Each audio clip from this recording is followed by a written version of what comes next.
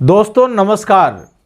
भारत के भविष्य की राजनीति की गाथा अभी लिखी जा रही है और उसमें प्रमुख योगदान हमारे योगी जी का होने जा रहा है। वस्तुतः अचानक से दिल्ली से बुलावा आ रहा है कि आप आइए, यानी योगी जी को बुलाया गया है। क्यों बुलाया गया है और इसका परिणाम क्या होने जा रहा है, वे किससे किससे मिलने जा रहे हैं, इन सारी चीज़ों पर हम लोग विस्तार से चर्चा करेंगे। लेकिन इसके पहले आपसे आग्रह है कि आप इस चैनल को सब्सक्राइब करें और यदि यह वीडियो आपको अच्छा लगे तो इसे लाइक करें, शेयर भी ज़रूर से ज़रूर करें। देखिए हुआ है क्या, यह बुलावा अचानक आया है। योगी जी वहाँ तो गए, लेकिन अब इसके बाद लोगों को आशंका थी कि ये आएंगे तो मीडिया बंधु पीछे पड़ेंगे। अब उनके सवालों का जवाब तो कुछ तो देना होगा। लोग जानने की कोशिश करने लगे कि आखिर योगी जी दिल्ली पहुँचे क्यों बुलाया गया है। तो इन्हें बहलाने फुसलाने की कोशिश की गई। मीडिया कर्मियों को यह कहा गया कि कुंभ मेला जो 13 जनवरी से शुरू होगा उत्तर प्रदेश में, उसका निमंत्रण देने के लिए योगी जी यहां आए हैं। और वे मिले किससे?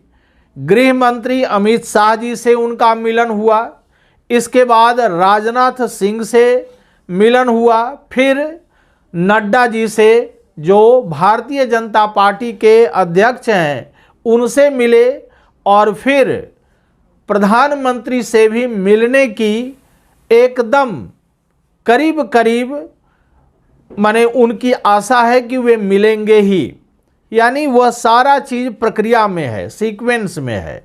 ये तीनों जो हैं भारतीय जनता पार्टी के, उसमें 2 पूर्व अध्यक्ष रह चुके हैं।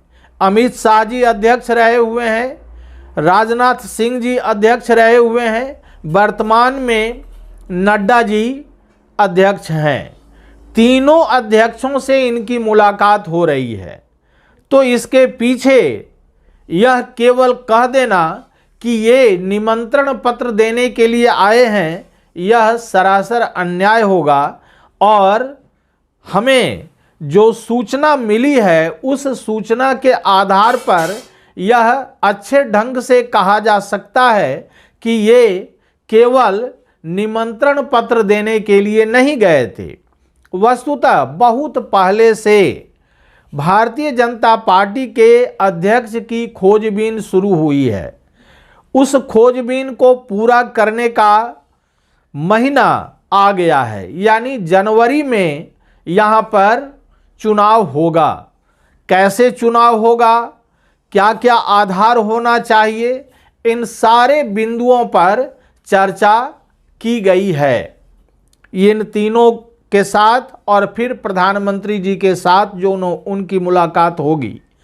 तो देखिए इसमें हुआ क्या है। ये पहले से ही विदित था कि कोई नेता थे वहाँ गुजरात के, उनके बारे में कोई पटेल थे, उनके बारे में आशा थी कि उन्हें अध्यक्ष बनाया जा सकता है। लेकिन यहाँ दिक्कत क्या हुई कि यदि अध्यक्ष, गृह मंत्री और प्रधानमंत्री तीनों ही एक ही सूबे के होंगे, यानी गुजराती होंगे, तो इसका संदेश पूरे भारत में क्या जाएगा और विपक्षी पार्टियां इसे कैसे आपके पास प्रस्तुत करेगी, यह तो सभी लोग जानते हैं। इसलिए उनके नाम को हटा दिया गया।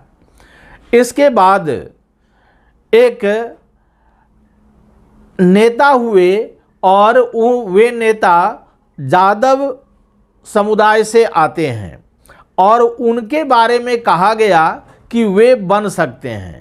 लेकिन वहाँ दिक्कत ये हुई है कि उन पर कुछ छींटाकशी हुई है कि ये जातिवादी राजनीति में शायद ज़्यादा विश्वास करते हैं, तो उनका भी पत्ता कट गया।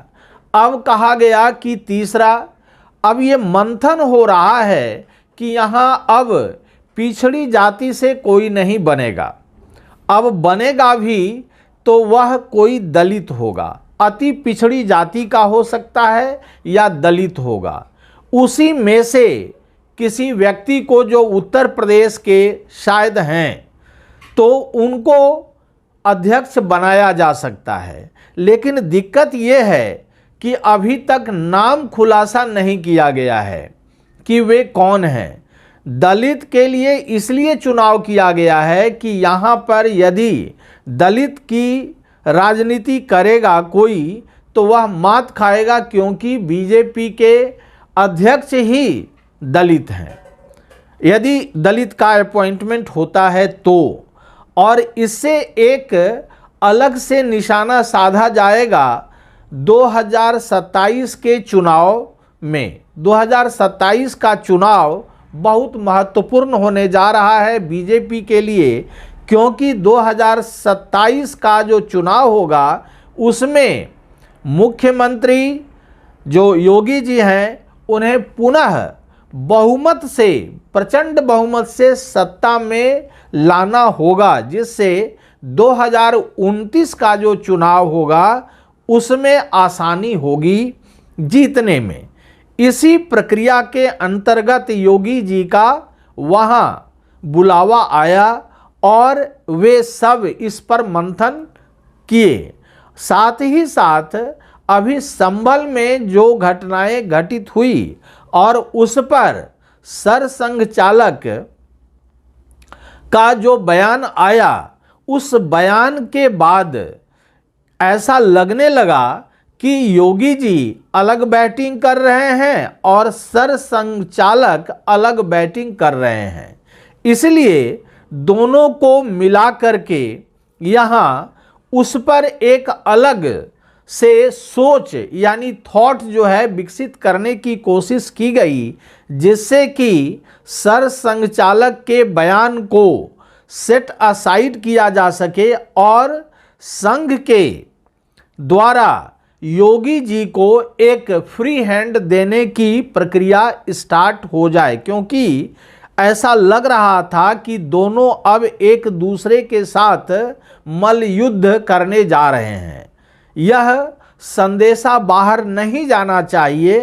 हो सकता है कि सरसंघ चालक के द्वारा दिए गए जो स्टेटमेंट थे उसे थोड़े देर के लिए उसे सेट असाइड किया जाए और योगी जी के मनोबल को बढ़ाने की प्रक्रिया पुनः स्टार्ट की जाए, क्योंकि योगी जी उनके बयान से बड़े ही क्षुब्ध थे।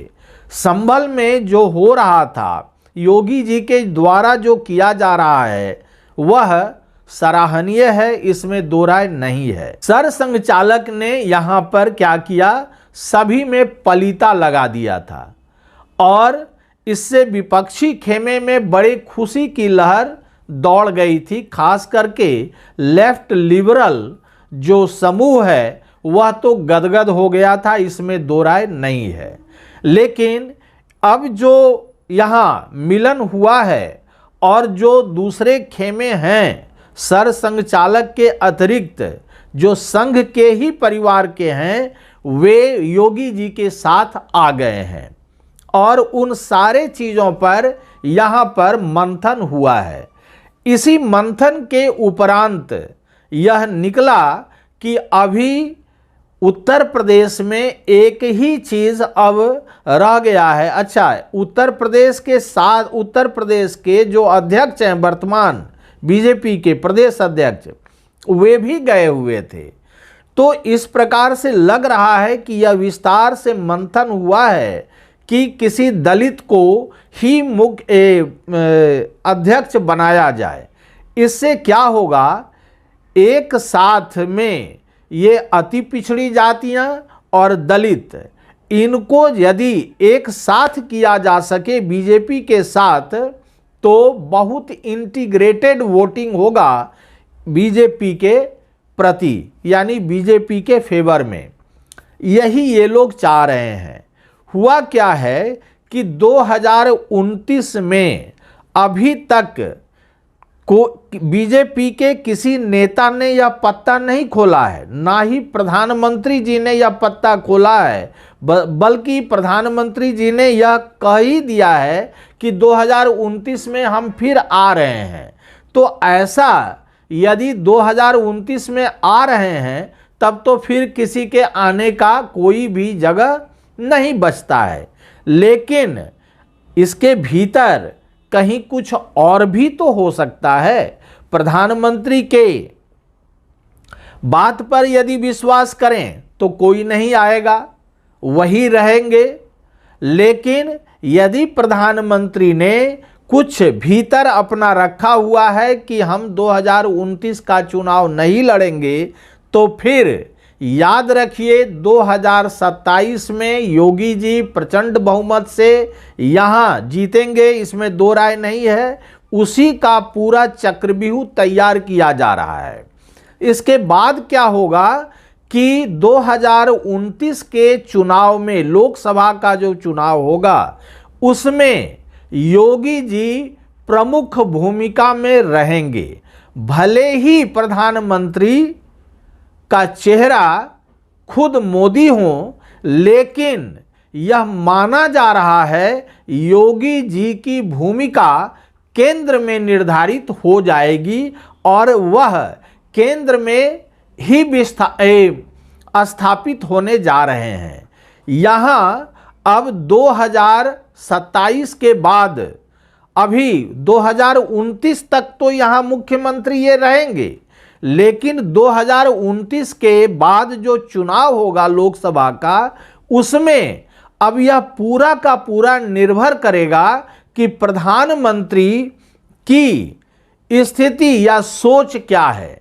प्रधानमंत्री की सोच यदि यानी सेकंड कैडर को ऊपर लाने की होगी, जो कि प्रधानमंत्री किया करते हैं, तो यदि सेकंड कैडर को ऊपर लाने की होगी तो इसमें दो राय नहीं है कि योगी जी को छोड़कर दूसरे को लाया जाए।